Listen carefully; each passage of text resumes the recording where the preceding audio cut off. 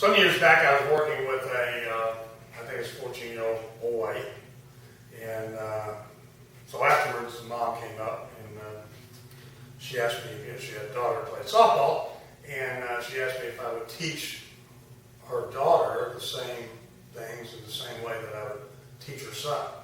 So what my first reply was, I said, "Ma'am, let me ask you, does your daughter have a spleen?" And of course, she looked at me kind of like, "What?" I said, "Yeah, does your daughter have a spleen? Does your son have a spleen?" Here's my point. Regardless whether it's a man or woman, girl or guy, it's the same musculoskeletal system.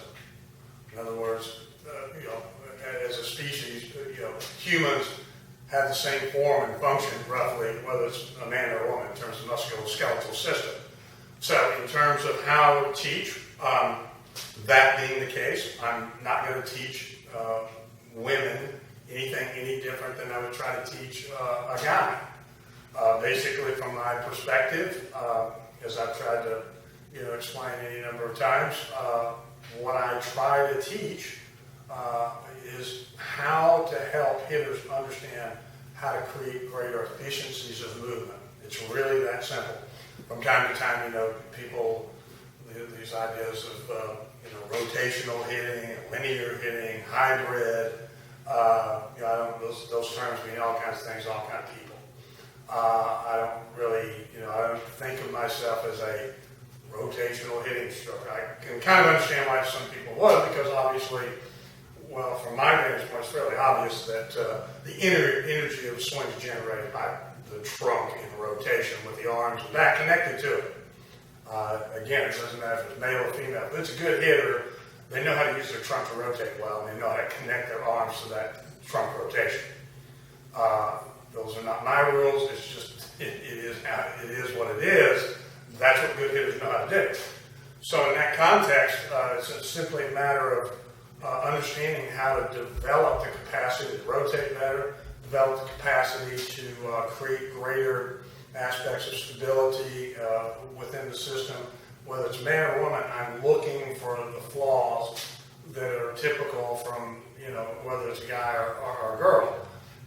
Most hitters, most non-elite hitters have some, basic flaws that they need to work on.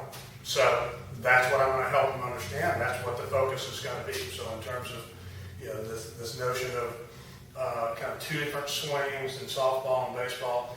Years ago, when I first started doing this, a guy wanted me to come out and watch softball girls. It was probably about 15 years ago. I hadn't really watched softball all that much. It was a giant tournament in Houston. Spent about 3 days. There were dozens, not hundreds of teams. So I sat around for about probably 12 or so hours watching various levels in all girls softball. And at the end of it, I said, well, look, I don't know too much about this stuff, but I know one thing. The girls that are really swinging the bat well, they look like guys swinging. And what I meant by that was, taking guys that are really pretty powerful and pretty good. That's what some of these girls, the best hitters, that's what they look like. They look like they knew how to use their body fairly well to swing the bat. So whether it's man or woman, it's all about developing a better capacity to know how to use your body to help get the barrel into the strike zone. It's that simple and sometimes that difficult.